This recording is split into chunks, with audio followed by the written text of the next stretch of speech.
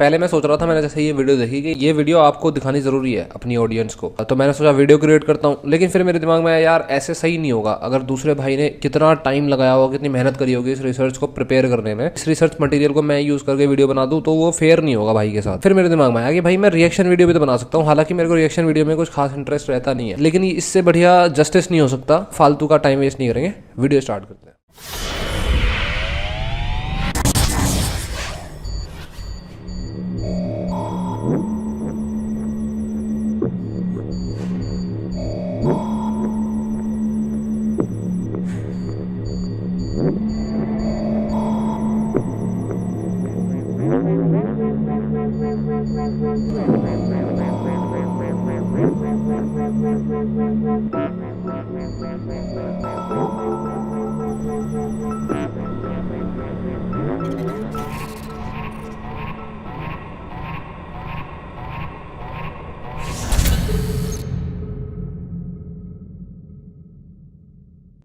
साल 2013 आम आदमी पार्टी अभी अभी चुन कर आई थी और इस पार्टी को ऐसे लोगों की जरूरत थी जो सोशल मीडिया पे काम कर सके।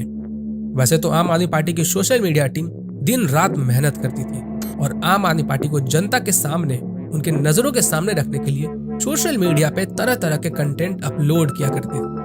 कभी वीडियोस, कभी ग्राफिक्स, तो कभी गाने के जरिए जनता का ध्यान अपनी तरफ खींचा जाता। और उसी टीम में एक 19 साल का लड़का भी था जो कि पार्टी के लिए वीडियोस एडिट किया करता था, और ये लड़का था none other than Dhruv Rathee. पर इससे कुछ आगे करने के लिए ये जरूरी था कि लोगों से डायरेक्ट कांटेक्ट बनाया जाए, दुनिया के सामने आया जाए। दुनिया तेजी से बदल रही थी और पॉलिटिकल पार्टी के कैंपेनिंग के तरीके भी। अब पॉलिटिकल पार्टी सिर्फ लोगों के बीच में जाके उनसे वोट नहीं मांगते थे, बल्कि सोशल मीडिया के माध्यम से भी उनसे वोट मांगे जाते थे। सोशल मीडिया का भरपूर इस्तेमाल हो रहा था। इन सभी मामलों को देखते हुए 2013 के अंत में ध्रुव राठी ने एक यूट्यूब चैनल बनाया और लग गया उस पर वीडियोस अपलोड करने में। चलिए ये जो पूरा मामला है इसको आसानी से समझने के लिए एक टाइमलाइन के ऊपर समझते हैं। इक्का दुक्का वीडियोस अपलोड करते करते ध्रुव राठी के 2014 तक 1000 सब्सक्राइबर्स हो चुके थे। 7 अक्टूबर 2014 को ध्रुव राठी ने एक वीडियो अपलोड किया जिसका टाइटल था बीजेपी एक्सपोज्ड #केजरीवाल फिर से, और इस वीडियो में उसने आधे अधूरे फैक्ट्स दिखाए और अपनी पार्टी को सपोर्ट किया। 21 दिसंबर 2014 को ध्रुव राठी ने एक और वीडियो बनाया और इस वीडियो को अपने फेसबुक पे शेयर भी किया।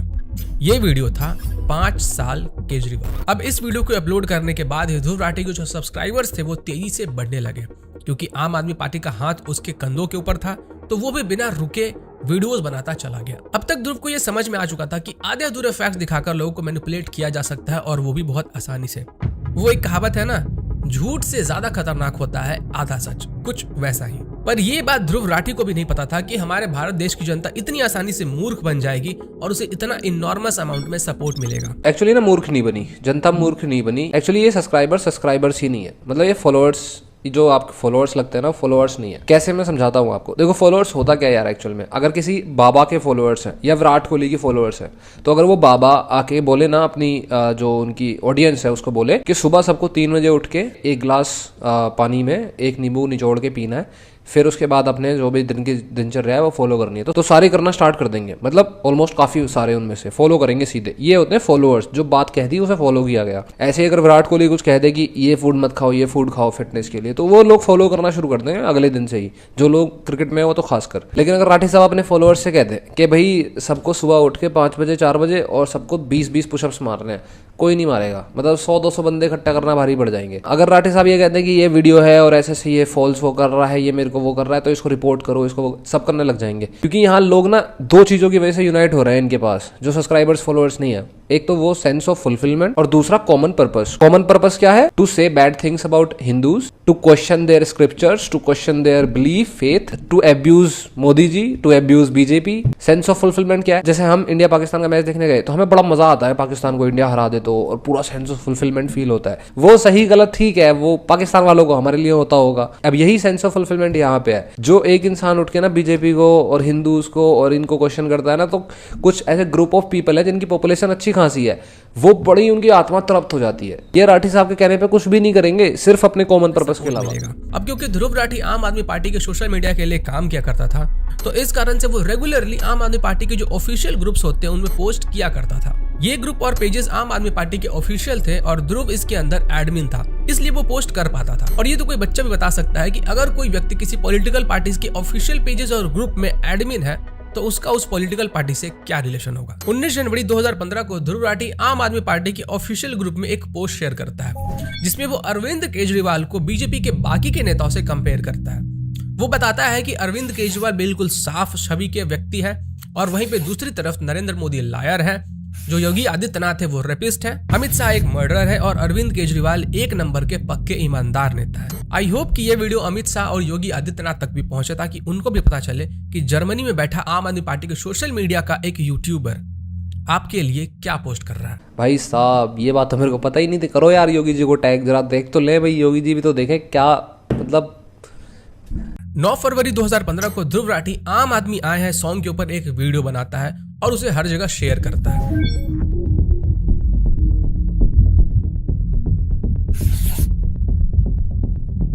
और इसी वीडियो को 9-10 फरवरी को आम आदमी पार्टी के ऑफिशियल हैंडल से आम आदमी पार्टी के दिल्ली के पेजेस में शेयर किया जाता है, पर इस वीडियो को बाद में हटा दिया जाता है।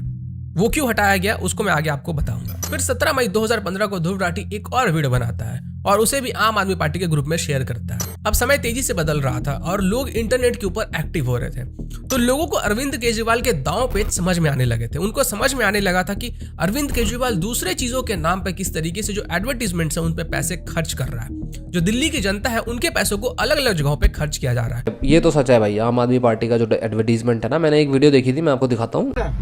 मनीष सिसोदिया कौन है? मुझे क्या पता भाई। ये देखो, ये देखो।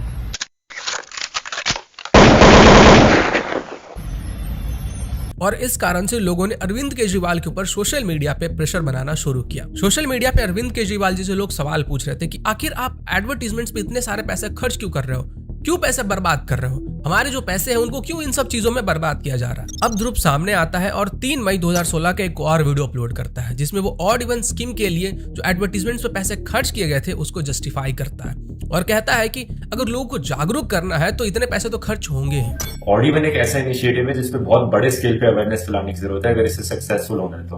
अब हमारे जैसे ऐसे कितने लोग होंगे जो टीवी और सोशल मीडिया पे ऐसे वीडियोस नहीं देखते होंगे, जिन तक ये एडवर्टीजमेंट्स नहीं पहुंच पाती होंगी। तो जो एडवर्टीजमेंट्स हमें बहुत ज्यादा लग रही हैं वो शायद उन तक मुश्किल से पहुंच पा रही हैं। तो इसीलिए मुझे लगता है कि ऑड इवन की एडवर्टीजमेंट्स बहुत ही जरूरी चीज है। अगर हम चाहते हैं कि दिल्ली का एक एक आदमी इस रूल को फॉलो करे तो शायद इतनी ही एडवर्टीजमेंट्स की जरूरत है। हाँ ये तो ये करेंगे ही। मतलब अब इनसे पूछे कि भाई इलेक्ट्रिक बसेस क्यों नहीं ली गई और डीटीडीसी की बसेस की क्या हालत है और ये बसेस के नंबर बढ़ाए क्यों नहीं गए। अगर सच में आप पोल्यूशन के बहुत बड़े जो है शुभचिंतक हो जिससे रियलिटी में पोल्यूशन कम होगा, खरीद क्यों नहीं रहे? क्योंकि आपके पास पैसा नहीं है। पैसा नहीं है क्योंकि आपने जो है दुनिया भर की फ्री चीजें बांटी हुई हैं। और यही ध्रुव सेंट्रल गवर्नमेंट के द्वारा स्वच्छ भारत अभियान पे खर्च किए गए पैसों के ऊपर सवाल उठाता है और कहता है कि ये पैसों की बर्बादी है। क्योंकि भाई पार्टी का जो सवाल था, अरविंद केजरीवाल जो कि इलेक्शन के पहले ढिंडोरा पीट पीट कर कह रहे थे कि मुझे चीफ मिनिस्टर बनाओ, मैं कट्टर ईमानदार आदमी हूं और मेरे पास इतने सारे पेजेस की प्रूफ है, जितने भी करप्ट लोग हैं उन सब को मैं ठीक कर दूंगा, मुझे एक बार चीफ मिनिस्टर बना दो। पर अभी तक कॉमनवेल्थ गेम्स घोटाले में शीला दीक्षित के ऊपर कोई भी कार्रवाई नहीं हुई थी और लोग ये जानना चाहते थे कि आखिर अरविंद केजरीवाल जी कर क्या रहा है, कहां गए उनके वादे जो उन्होंने इलेक्शन के पहले किए थे। 10 मई 2016 को ध्रुव राठी एक और वीडियो अपलोड करता है और उसमें वो अरविंद केजरीवाल को डिफेंड करता है कि आखिर क्यों अरविंद केजरीवाल शीला दीक्षित के ऊपर कुछ नहीं कर रहा है। दिल्ली का मुख्यमंत्री बनने से केजरीवाल ने शीला दीक्षित के ऊपर बहुत सारे करप्शन के आरोप लगाए थे। मुख्यमंत्री बनने के बाद केजरीवाल ने इन आरोपों पे कितना एक्शन लिया है, इस बात पे बहुत बड़ी मिसअंडरस्टैंडिंग है बहुत सारे लोगों के बीच में। तो आज मैं इसी के बारे में सच बताना चाहता हूँ। इंडिया की फॉरेन मिनिस्टर सुषमा स्वराज ने उस केस के लिए एलजी को बोला, ना कि दिल्ली के सीएम को, एलजी को बोला। उन्हें भी पता है पुलिस किसके कंट्रोल में आज। तो अब आप खुद से सोचिए, कौन है इसके लिए रिस्पॉन्सिबल कि शीला दीक्षित आज जेल में नहीं है? कौन है इसके लिए रिस्पॉन्सिबल कि जो एंटी करप्शन हेल्पलाइन पर रोज हजारों फोन कॉल आती है उनको कोई सुनने वाला नहीं? अगर आप ऐसे लोगों को जानते हैं जो ये सोचते हैं कि केजरीवाल कोई एक्शन नहीं ले रहा है शीला दीक्षित के अगेंस्ट, कि केजरीवाल अरेस्ट नहीं कर रहा है शीला दीक्षित को, तो उनके साथ ये वीडियो शेयर कीजिए। और इस मामले का जो पूरा दोष होता है वो बीजेपी और लेफ्टिनेंट गवर्नर के ऊपर थोप देता है, जबकि ध्रुव को अच्छे से पता था कि 2-3 साल पहले पब्लिक के प्रेशर के कारण अरविंद केजरीवाल ने CWG में एफआईआर तो किया था, लेकिन उसमें शीला दीक्षित का कहीं पे भी नामो निशान नहीं था, क्योंकि उस समय पे आम आदमी पार्टी को कांग्रेस का सपोर्ट चाहिए था। आधे अधूरे फैक्ट्स दिखाकर अब ध्रुव राठी तेजी से सब्सक्राइबर्स गेन कर रहा था और एंटी मोदी होने के कारण लेफ्टिस्टों में तेजी से फेमस भी हो रहा था। आम आदमी पार्टी ध्रुव राठी को 27 जुलाई 2016 को पार्टी के मैनिफेस्टो बनाने के लिए इनवाइट करती है और इस चीज को ध्रुव राठी अपने फेसबुक के ऊपर शेयर भी करता है। ध्रुव राठी धीरे धीरे आम आदमी पार्टी के जो लीडर्स थे, उनके जो कुकर्म थे, उनको डिफेंड कर रहा था। 27 जून 2016 को दिनेश मोहनिया, जो कि आम आदमी पार्टी के एक लीडर हैं, उन्होंने एक 60 साल के व्यक्ति को थप्पड़ मारा था और इस कारण से दिल्ली पुलिस ने उन्हें डिटेन कर दिया था। वैसे ये जो दिनेश मोहनिया थे, उनको दिल्ली पुलिस ने पहले भी डिटेन किया था क्योंकि उन्होंने महिलाओं के साथ अभद्र तरीके से व्यवहार किया था। खैर, ध्रुव राठी उसी दिन एक ट्वीट करता है और दिनेश मोहनिया को डिफेंड करने की कोशिश करता है। ध्रुव राठी ट्वीट करता है कि अगर दिल्ली पुलिस थप्पड़ मारने के लिए लोगों को गिरफ्तार करने लगी तो दिल्ली की जितनी भी जनता है ना, वो सब के सब अरेस्ट हो जाएंगे। देखो ध्रुव, आम आदमी पार्टी की एक लीडर अगर किसी को थप्पड़ मारते हैं तो इसका ये मतलब नहीं है कि दिल्ली के जितने भी लोग हैं वो भी किसी को थप्पड़ मारे ही होंगे। तुम आम आदमी पार्टी के एक लीडर को जो कि वायलेंस करते हैं, उनको दिल्ली की पूरी जनता से कंपेयर नहीं कर सकते हो। लेकिन ये जो एक ट्वीट था, इससे काम नहीं चलता है। इसके बाद ध्रुव एक स्टेप और आगे जाता है क्योंकि लोग सोशल मीडिया के ऊपर अब ट्वीट करने लगे थे, पोस्ट करने लगे थे कि आम आदमी पार्टी के जो लीडर्स हैं वो गुंडे हैं, किसी को भी थप्पड़ मार देते हैं, किसी के साथ मिसबिहेव कर देते हैं। तो इन सब मामलों को शांत करने के लिए 24 अगस्त 2017 को ध्रुव राठी एक और वीडियो बनाता है और ये जो वीडियो था, इसमें ध्रुव राठी उन सभी लीडर्स को जिनके ऊपर के क्रिमिनल चार्जेस हैं, उनको डिफेंड करता है, जस्टिफाई करने की कोशिश करता है और उन्हें क्लीन चिट देता है। नमस्कार दोस्तों, आजकल न्यूज में आम आदमी पार्टी के एमएलए को लेकर बहुत बड़ी बड़ी हेडलाइंस आती हैं। हर दूसरे दिन किसी न किसी एमएलए का एक अरेस्ट हो जाता है। आइए एक एक करके देखते हैं कि आम आदमी पार्टी के एमएलए ने कितने बड़े बड़े क्राइम किए हैं कि जिसके लिए उनको जेल की सवारी करनी पड़ी है। मालवीय नगर के एमएलए सोमनाथ भारती को सितंबर 2015 में अरेस्ट किया गया था।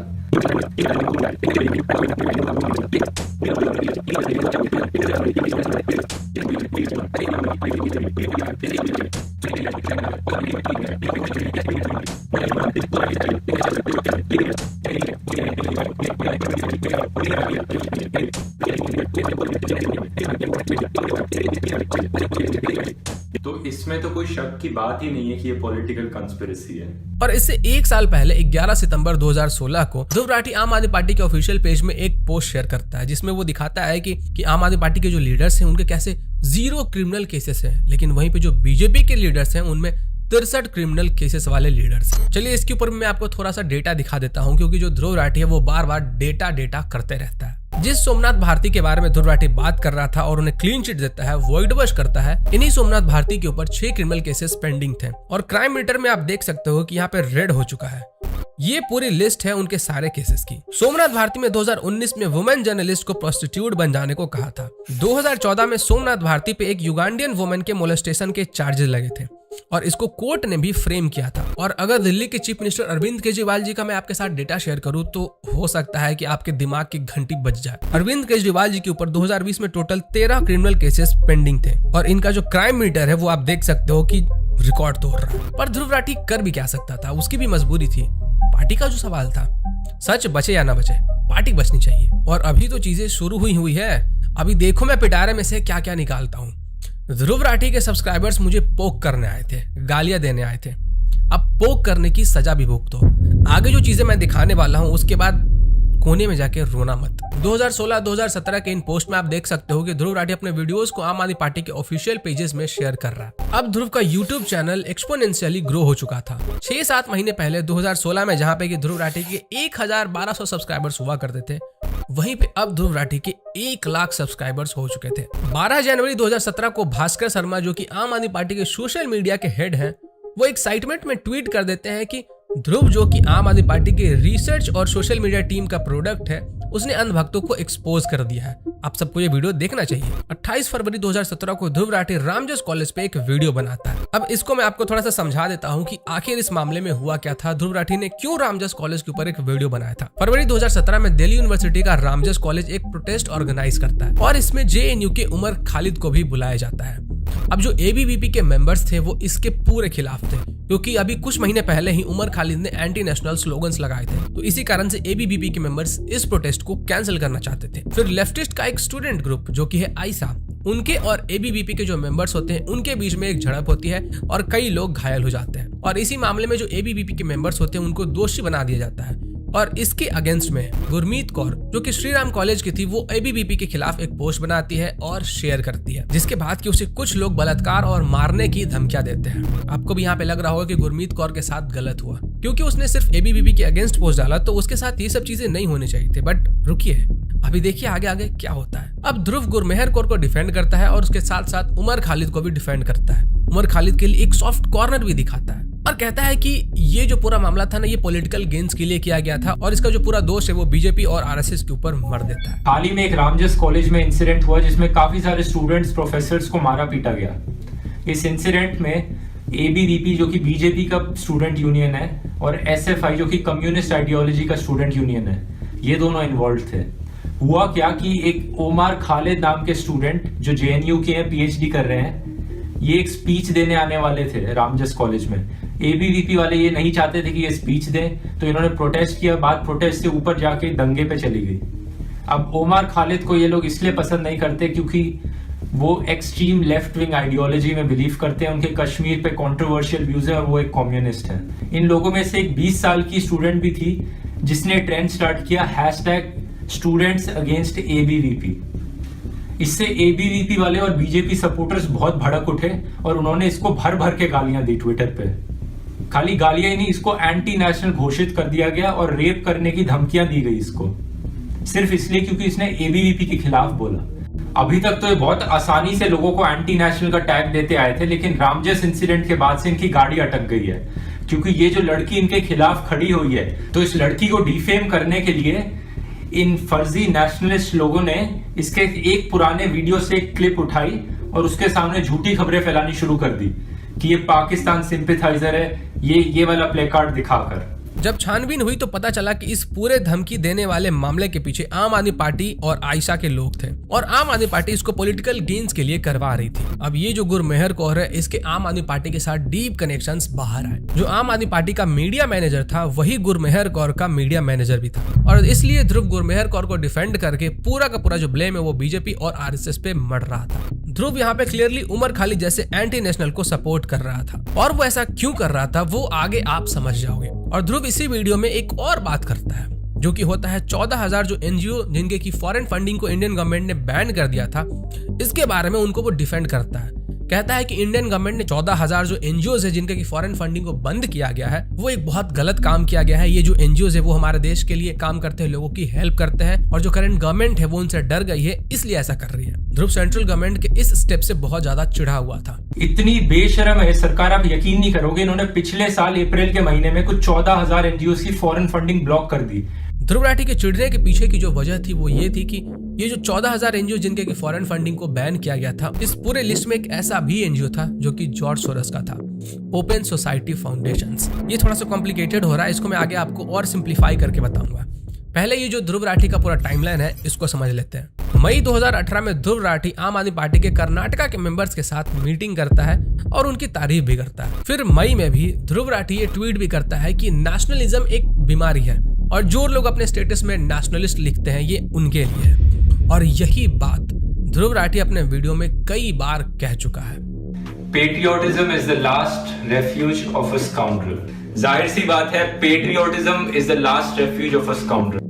हो सकता है अब आपको समझ में आ रहा होगा कि क्यों ध्रुव एंटी नेशनल्स को सपोर्ट करता है, क्यों ध्रुव देशभक्ति के खिलाफ होता है, क्यों ध्रुव का कनेक्शन बार बार ऐसे लोगों के साथ निकलता है जो कि हमारे देश के खिलाफ काम करते हैं। लेकिन अभी और भी लोग हैं जो कि आपको देखने के लिए मिलेंगे जिनके कनेक्शंस ध्रुव राठी से निकल के आएंगे। थोड़ा सा सब्र कीजिए। अरविंद केजरीवाल ध्रुव राठी को सोशल मीडिया के ऊपर फॉलो भी करते हैं। पार्टी का जो सवाल है, जब ध्रुव के 3 लाख सब्सक्राइबर थे तब ध्रुव ने अपने चैनल के जरिए द वायर और न्यूज लॉन्ड्री को प्रमोट करना शुरू कर दिया था और अपने वीडियो में वो बार बार लोगों को the Print, the Wire, the news laundry जैसे पोर्टल्स को रेफर करने के लिए बोलता था। कहता था कि आप सिर्फ इन्हीं पोर्टल्स का विश्वास करो, इनको ही पढ़ो, इनके अलावा बाकी के जो भी न्यूज है जैसे कि जी न्यूज वगैरह वो सब फेक है, वो सब गोदी मीडिया है, वो झूठे खबरें फैलाते हैं। जो इनके झूठे व्हाट्सएप फॉरवर्ड्स को पकड़ती हैं, जैसे Alt News, Logical Indian, Newslaundry, Wire in, SM Hoax Slayer, Boom Live. सिर्फ कुछ गिने चुने ऑनलाइन पोर्टल्स ही बचे हैं जो जिन पे भरोसा किया जा सकता है, जिन पे ट्रस्ट किया जा सकता है, जैसे कि the Logical Indian, Newslaundry, Quint, the Wire in. जैसे जैसे ये मेन स्ट्रीम मीडिया और बिकाऊ होता जा रहा है, वैसे वैसे ऑनलाइन उतने ही न्यूट्रल चैनल्स और आए जा रहे हैं, जैसे न्यूज लॉन्ड्री या द वायर.इन। अब वो ऐसा क्यों कर रहा था वो भी आपको जल्दी समझ में आ जाएगा। ध्रुव राठी द प्रिंट पे खुद एक राइटर है और इसीलिए वो लोगों को सिर्फ और सिर्फ the Print, the Wire, the news laundry जैसे पोर्टल्स को ही रेफर करने के लिए कहता है, ताकि ये जो ब्रेन वॉश का गेम है ना, इसको और स्मूथली किया जा सके। अब ये एक्सपेक्टेड है कि ये जो पोर्टल्स जिनको कि ध्रुव राठी रेफर करता है, इनके ऊपर मेरे वीडियो के रिलीज होने के बाद कहीं ना कहीं 1-2 आर्टिकल्स आपको देखने के लिए मिल जाएंगे। अब ध्रुव राठी को खुद भी ये नहीं पता था कि वो इतनी जल्दी इतना एक्सपोनेंशियली ग्रो कर जाएगा और इतने सारे लोग उसे सपोर्ट करेंगे इनॉर्मस अमाउंट में उसे, क्योंकि सपोर्ट मिल रहा था। और उसे इस बात का डर था कि कहीं कोई उसे एक्सपोज ना कर दे, इसके जो काली करतूतें हैं इसको सामने ना ले आए। तो जनता के सामने न्यूट्रल बने रहने के लिए ये जरूरी था कि ध्रुव के जो पुराने पोस्ट हैं, वीडियोज हैं, इन सबको वो इंटरनेट के ऊपर से हटा दे। और ध्रुव ने वही किया। जितने भी पोस्ट थे, जो भी मैंने आपको इस वीडियो में दिखाया, जितने भी वीडियोस थे जिनको मैंने आपको इस वीडियो में दिखाया, उन सबको ध्रुव राठी ने रिमूव कर दिया। यहाँ तक कि जिस आईडी से ध्रुव आम आदमी पार्टी के ग्रुप में पोस्ट किया करता था, उस आईडी को भी उसने डिसेबल कर दिया था और नया आईडी बनाया था जो कि फिलहाल अभी एक्टिव है। जितने भी पोस्ट और वीडियोस मैंने आपको दिखाए हैं, वो देखने के बाद ध्रुव के पैर से भी जमीन खिसकने वाली है। ध्रुव राठी, तुम्हें क्या लगता है कि तुमने अपने चैनल के ऊपर वीडियोस को प्राइवेट कर दिया तो एक्सेस नहीं हो सकता उसे? भाई, ये इंटरनेट है और इंटरनेट का किंग वो होता है जिसको ये पता होता है कि इंटरनेट काम कैसे करता है, इंटरनेट का आर्किटेक्चर क्या है। तुम चाहे अपने फुटप्रिंट्स कितने भी मिटा लो, कितने भी छिपा लो, लेकिन एक कंप्यूटर साइंस बैकग्राउंड से आने वाले से नहीं छिप सकते हो। कहाँ बचोगे? अच्छा, इसके बाद भी जो वीडियोस और पोस्ट मैं आपको दिखाने वाला हूँ, उन सब को भी ध्रुव राठी ने रिमूव किया हुआ है। अब कुछ ऐसे भी क्रिएटर्स थे इंटरनेट के ऊपर जो कि ध्रुव राठी के चेहरे को पहचान चुके थे, तो भले ही ध्रुव राठी ने अपने पोस्ट और वीडियोस रिमूव कर दिए थे, लेकिन फिर भी वो अलग अलग माध्यम से उसको एक्सपोज कर रहे थे। अब क्योंकि ये जरूरी था कि ब्रेन वॉश करने के लिए ध्रुव राठी न्यूट्रल दिखे, तो ध्रुव राठी ने एक ग्रुप बनाया, ध्रुव राठी स्क्वाड, जो कि एक प्राइवेट ग्रुप था फेसबुक के ऊपर। और जितने भी एंटी ध्रुव वीडियोस थे, जिन्होंने भी ध्रुव राठी को एक्सपोज किए थे, ध्रुव राठी उन वीडियोस और उन पोस्ट के लिंक्स को अपने ध्रुव राठी स्क्वाड में डालता था और वहां से उनको रिपोर्ट करके रिमूव करवाता था। इस ग्रुप में टास्क असाइन किए जाते थे कि कौन से वीडियोस को कैसे रिपोर्ट करना है। और ये ध्रुव राठी स्क्वाड सिर्फ यूट्यूब वीडियोस तक ही सीमित नहीं था, इसकी निगरानी में कोरा के आंसर्स भी थे। ध्रुव राठी स्क्वाड में जो एडमिन्स की संख्या थी उसको बढ़ाई गई ताकि ये जो रिपोर्टिंग का काम है वो और तेजी से हो सके। जो वीडियोस रिपोर्ट के साथ डिलीट हो गई वो तो डिलीट हो गई, लेकिन जो वीडियोस रिपोर्ट्स के साथ डिलीट नहीं होती थी उनको धमकियां भी मिलती थी ईमेल्स के जरिए। ये चीज़ तो मैंने भी महसूस की थी जब मैंने पहली वीडियो ऐसी कुछ क्रिएट करी ना, तो मेरे कमेंट में ऐसे फैल गए ये लोग और मेरे को फील भी हो गया कि यार थोड़ी ना एंगेजमेंट भी गिर रही है। तो शायद वो मास रिपोर्टिंग करेंगे तो यूट्यूब को दिखेगा, लेकिन यूट्यूब भी समझदार है, वो देख लेता है कि रिपोर्टिंग किस बात पे कर रहे हो, अगर वैलिड पॉइंट नहीं है तो क्यों रिपोर्ट कर रहे हो। लेकिन जो भी था उस टाइम पे थोड़ी सी रीच डाउन हुई थी। तो इसके साथ साथ ध्रुव राठी ने एक व्हाट्सएप ग्रुप भी बनाया हुआ था, व्हाट्सएप गोल्ड मेंबरशिप। और ये जो व्हाट्सएप गोल्ड मेंबरशिप का ग्रुप था, ये उन्हीं लोगों को एक्सेस था जो कि ध्रुव राठी के अर्ली पेट्रॉन मेंबर्स थे। और इस व्हाट्सएप ग्रुप के अंदर ध्रुव राठी के सोशल मीडिया से रिलेटेड बातें होती थी। कौन सा इलेक्शन कैंपेन में क्या करना है, आने वाले इलेक्शन के जो मुद्दे होंगे वो क्या होंगे, तो इन सब चीजों को उसमें डिस्कस किया जाता था। देखो ध्रुव, मैं अभी भी तुम्हें समझा रहा हूँ कि सुधर जाओ, लोगों से माफी मांग लो कि तुमने लोगों को मैनिपुलेट किया है हाफ इन्फॉर्मेशन हाफ फैक्ट दिखा के। मुझे मजबूर मत करो कि मैं तुम्हारे जो काली करतूतें हैं, काली कारनामे हैं, उनको जनता के सामने लाऊं। इसलिए मैं तुम्हें एक मौका दे रहा हूं, लेकिन मुझे पता है कि तुम इतनी आसानी से नहीं मानोगे, इसलिए थोड़ा सा झलक जनता के सामने लाना और जरूरी है। साल बीता और 2019 आ गया। 2019 के अंत तक एंटी सीएए प्रोटेस्ट शुरू हो गया और एज एक्सपेक्टेड ध्रुव राठी इसमें बढ़ चढ़कर सपोर्ट कर रहा था।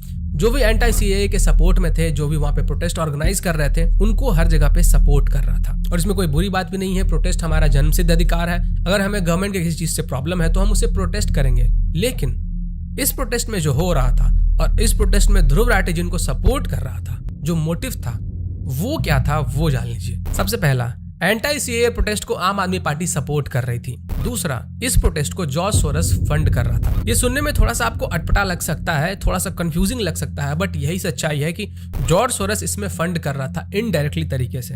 हालांकि फंड्स और भी जगह से आ रहे थे, लेकिन जॉर्ज सोरस भी इसमें इन्वॉल्व था। अब यहाँ से जो कुछ भी मैं आपको बताने वाला हूँ ना, उसको ध्यान से सुनिएगा। ये जो 14,000 एनजीओ के बारे में मैंने आपको बताया था ना, वो सब अब यहाँ पे आके लिंक होने वाला है, क्योंकि जॉर्ज सोरस किसी भी कीमत पे करंट सेंट्रल गवर्नमेंट को गिराना चाहता है और इसलिए उसने भेजा हर्ष मंदर को और सलील शेट्टी को। हर्ष मंदर जॉर्ज सोरस की ओपन सोसाइटी फाउंडेशन के एडवाइजरी बोर्ड का मेंबर है और द वायर का राइटर भी है। और ये जो ओपन सोसाइटी फाउंडेशन था, ये उन 14,000 एनजीओ के लिस्ट में था जिसके कि फॉरेन फंड को इंडियन गवर्नमेंट ने बैन किया था। और इसी कारण से जो ध्रुव था वो बहुत ज्यादा चिढ़ा हुआ था, क्योंकि इस एनजीओ के फॉरेन फंडिंग बंद होने से ध्रुव राठी के जो एंटी नेशनल फ्रेंड्स थे उनके फंड्स जो बंद होने वाले थे। तो ध्रुव राठी सिर्फ आम आदमी पार्टी से एसोसिएटेड नहीं है, इसके जो तार है ना वो बहुत दूर तक जाते हैं। इस एंटी सीएए में जो रायट हुआ था उसमें ताहिर हुसैन का भी नाम आया था। ताहिर हुसैन का नाम आया था इन्वेस्टिगेशन ब्यूरो के एक ऑफिसर को मारने में, और इस मामले में ताहिर हुसैन फिलहाल अभी जेल में है। और आपको तो ये पता ही होगा कि ताहिर हुसैन जो है वो आम आदमी पार्टी से कैसे एसोसिएटेड है। जब छानबीन हुई तो पता चला कि ताहिर हुसैन को संदिग्ध तरीकों से पैसे मिले थे, जिसका इस्तेमाल उसने दिल्ली दंगों में किया था। अभी जो हर्ष मंदे और सलील शेट्टी है, इनके बारे में भी मैं आपको थोड़ा सा बता देता हूँ, जो कि एंटी सीए प्रोटेस्ट में आए हुए थे और वहां पे बढ़ चढ़ के उनको सपोर्ट कर रहे थे। हर्ष मंदर के ऊपर केस भी दर्ज हुआ था कि उसने हेट स्पीच डिलीवर किया था एंटी सीए प्रोटेस्ट में, और कोर्ट ने उनसे आंसर भी मांगा था। ये जो सलील शेट्टी है वो जॉर्ज सोरस की ओपन सोसाइटी फाउंडेशन का वाइस प्रेसिडेंट है, और जो हर्ष मंदर है वो ओपन सोसाइटी फाउंडेशन के एडवाइजरी बोर्ड का मेंबर है। इसके साथ साथ हर्ष मंदर जस्टिस फाउंडेशन के एडवाइजरी बोर्ड का भी मेंबर है। अब ये जो जस्टिस फाउंडेशन है ना वो कितना खतरनाक है हमारे देश के लिए वो भी जान लो। जस्टिस फाउंडेशन भारत से कश्मीर को अलग करने के लिए बनाया गया था। ये फ्री कश्मीर नैरेटिव को सपोर्ट करता है और ये बातें करता है कि कैसे कैसे कश्मीर को इंडिया से अलग किया जा सकता है। और इसका जो फाउंडर है ना वो है डॉक्टर अय्यूब ठाकुर, जो कि पाकिस्तान के इंटेलिजेंस एजेंसी आईएसआई का एक मेंबर है। तो अब हो सकता है कि आपको सारे जवाब मिल गए होंगे कि Dhruv Rathee the Wire, the Print, the Newslaundry को क्यों सपोर्ट करता है, क्यों उन्हीं न्यूज सोर्सेज को आपको रिलेवर बताता है और बाकी के जो भी न्यूज पोर्टल्स है उनको रेफर करने के लिए नहीं बोलता है कि वो फेक न्यूज फैलाते हैं। क्यों ध्रुव राठी एंटी नेशनल जैसे कि उमर खालिद और हर्ष मंदर को सपोर्ट करता है, क्यों ध्रुव राठी अपने वीडियोस और पोस्ट के जरिए एंटी हिंदू सेंटिमेंट्स को बढ़ावा देता है, क्यों ध्रुव राठी हमारे भगवान के एग्जिस्टेंस को नहीं मानता है, कहता है कि हमारे श्री राम जो है वो तो भगवान ही नहीं है, उनका तो एग्जिस्टेंस ही नहीं था, लेकिन वहीं पे जो बाकी रीजन्स हैं उनको सच मानता है। ध्रुव शुरुआत से ही ब्रेन वॉश करने में माहिर है, तभी ये हर टॉपिक में अपना ज्ञान देता है और लोग भरोसा कर लेते हैं। आम आदमी पार्टी के साथ काम करने के साथ साथ इसके एंटी नेशनल्स के साथ भी गहरे रिश्ते हैं, और ये तो इसने खुद कई बार बोला है कि जो नेशनलिज्म है वो एक बीमारी है। तो इस रिसर्च को, जिसमें कि मैंने बहुत ज्यादा मेहनत किया है, इसको आगे बढ़ाइए और जो लोग ब्रेन वॉश हुए हैं उनकी आंखें खोलिए। और अगर मेरे जैसा एक छोटा सा यूट्यूबर इतना रिसर्च कर सकता है, इतने डेटा दिखा सकता है, इतने कनेक्शंस निकाल सकता है, तो फिर इंडियन गवर्नमेंट तो क्या नहीं कर सकती है। भाई साहब मैं रियलिटी बताऊं, मतलब मेरा मानना एक, यार देखो रेस्पेक्ट बनता है बंदे के लिए। अब आपको लगता होगा यार अब राठी साहब के बारे में इतनी अवेयरनेस क्रिएट करने का फायदा क्या हो रहा है, मतलब तो फायदा हो रहा है। मैं बताता हूँ कैसे। आपको ऐसा लगेगा कि नंबर ऑफ सब्सक्राइबर्स तो उसके घट ही नहीं रहे, बढ़ ही रहे हैं, तो उससे फायदा क्या हो रहा है। बॉलीवुड सेलिब्रिटीज है ना, तो इतनी सारी पूरा बॉयकॉट बॉलीवुड चला है ना, लेकिन उनके जो आप फॉलोअर्स वगैरह देखोगे ना तो वो कम नहीं हुए, उल्टा बढ़ते ही चले गए। लेकिन वो फॉलोअर्स इसलिए बढ़ते चले गए क्योंकि पॉपुलैरिटी का कोई रिवर्स वो नहीं होता बटन। पॉपुलैरिटी क्या है, क्या आपको कौन लोग कितने लोग जानते हैं, उसको आप किसी के दिमाग से इरेज नहीं कर सकते। लेकिन बॉलीवुड सेलिब्रिटीज जितने भी थे, जो अच्छे नहीं थे, ऑफ कोर्स सारे बुरे नहीं है, अब उनके फॉलोअर्स तो बढ़ रहे हैं, लेकिन उनकी जो क्रेडिबिलिटी है, जो लोगों का उन पर ट्रस्ट था, वो खत्म हो गया है ऑलमोस्ट। आज से 20 साल पहले पता है कितने गंदे फैंस होते थे बॉलीवुड सेलिब्रिटीज के। मतलब मैं जिस एरिया में रहता था, छोटा सा टाउन था, वहां पे किसी बॉलीवुड सेलिब्रिटी का हेलीकॉप्टर आया तो लोग हेलीकॉप्टर ही देखने चले गए और मर रहे हैं देखने के लिए, पता नहीं क्या। लेकिन आज कोई मरेगा? कोई नहीं भाई। आज उनकी बॉलीवुड की फिल्में आती है तो कोई देखने नहीं जाता, खाली थिएटर पड़े हैं। तो नंबर ऑफ फॉलोअर्स तो बढ़ रहे हैं, लेकिन वहाँ क्रेडिबिलिटी गिर रही है। फाइनली बस इतना कहूंगा यार, देखो हर किसी का आइडियोलॉजी अलग हो सकती है, कोई इस फील्ड का, कोई उस फील्ड का, कोई लेफ्ट का, राइट, कुछ भी हो सकता है, आइडियोलॉजी आपकी अलग हो सकती है, लेकिन ना बहरूपिया इंसान नहीं होना चाहिए, वो समाज के लिए सबसे बुरा है।